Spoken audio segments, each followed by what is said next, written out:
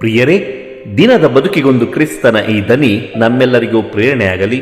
ತಪಸ್ಸು ಕಾಲದ 4ನೇ ವಾರ, ಮಾರ್ಚ್ 21, 2026 ಶನಿವಾರ. ಸಂತ ಯೋವಾನನು ಬರೆದ ಪವಿತ್ರ ಶುಭ ಸಂದೇಶದಿಂದ ವಾಚನ. ಅಧ್ಯಾಯ 7, 40ರಿಂದ 52 ವಚನಗಳು. ಯೇಸು ಸ್ವಾಮಿ ಹೇಳಿದ್ದನ್ನು ಕೇಳಿ ನೆರೆದಿದ್ದವರಲ್ಲಿ ಕೆಲವರು, ಬರಬೇಕಾಗಿದ್ದ ಪ್ರವಾದಿ ಈತನೇ ಸರಿ ಎಂದರು.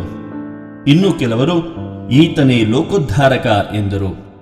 ಮತ್ತೆ ಕೆಲವರು, ಲೋಕೋದ್ಧಾರಕ ಗಲಿಲೆಯದಿಂದ ಬರುವುದುಂಟೆ? ಆತ ದಾವೀದ ವಂಶಜನು, ಆತನು ಶನಿವಾರ ಊರಾದ ಬೆತ್ಲೆಹೇಮಿನಲ್ಲಿ ಎಂದು ಪವಿತ್ರ ಗ್ರಂಥವೇ ಹೇಳಿದೆಯಲ್ಲವೇ ಎಂದು ವಾದಿಸಿದರು.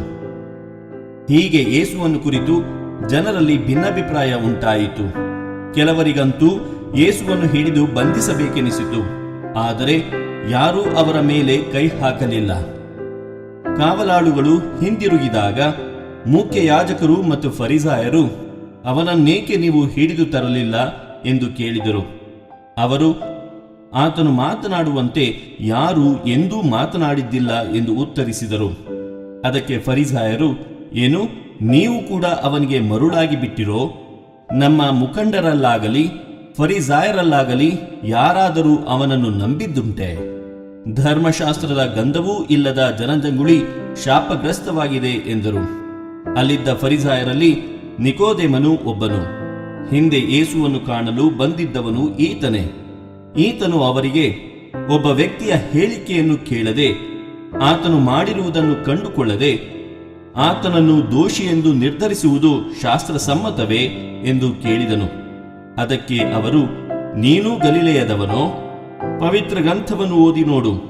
ಗಲಿಲೆಯದಿಂದ ಯಾವ ಪ್ರವಾದಿಯೂ ತಲೆ ಎತ್ತುವುದಿಲ್ಲ ಎಂಬುದು ನಿನಗೆ ಗೊತ್ತಾಗುತ್ತದೆ ಎಂದು ಮರುತ್ತರ ಕೊಟ್ಟರು.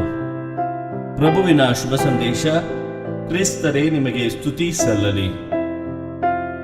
ಚಿಂತನೆ.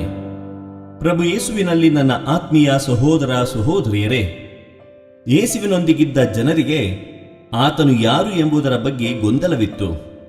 ಯೇಸುವಿನ ಬಗ್ಗೆ ವಿವಿಧ ರೀತಿಯ ಅಭಿಪ್ರಾಯಗಳಿದ್ದವು.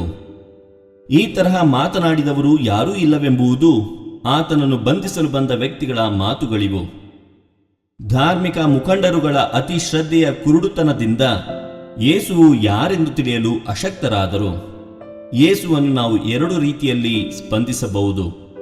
ಹಲವರು ಅವರನ್ನು ಆಲಿಸಿದರು, ಅವರ ಬದುಕಿನ ಶೈಲಿಯನ್ನು ನೋಡಿ ಪ್ರೀತಿಸಲು ಕಲಿತು ಪರರ ಸೇವೆಯಲ್ಲಿ ಆನಂದ ಕಂಡರು. ಇನ್ನು ಕೆಲವರು ಯೇಸುವಿನ ಬಗ್ಗೆ ವಾದ ವಿವಾದ ನಡೆಸಿದರು, ಮತ್ತವರನ್ನು ಅರಿಯಲಿಲ್ಲ. ಪುಸ್ತಕಗಳಿಂದ ಹಾಗೂ ಚರ್ಚಾಕೂಟಗಳಿಂದ ಯೇಸುವನ್ನು ಅರಿಯಲು ಅಸಾಧ್ಯ.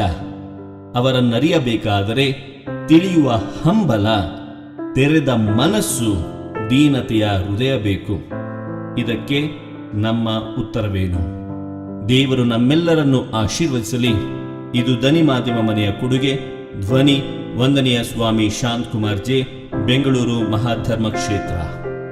ಪ್ರಿಯರೇ, ಈ ಚಾನೆಲ್ ಅನ್ನು ಸಬ್ಸ್ಕ್ರೈಬ್ ಮಾಡಿ ಪ್ರತಿದಿನ ದೇವರ ವಾಕ್ಯವನ್ನು ಆಲಿಸುತ್ತಾ ಅದನ್ನು ಇತರರೊಂದಿಗೆ ಹಂಚಿಕೊಳ್ಳಲು ನಮಗೆ ನೆರವಾಗಿರಿ. ಧನ್ಯವಾದಗಳು.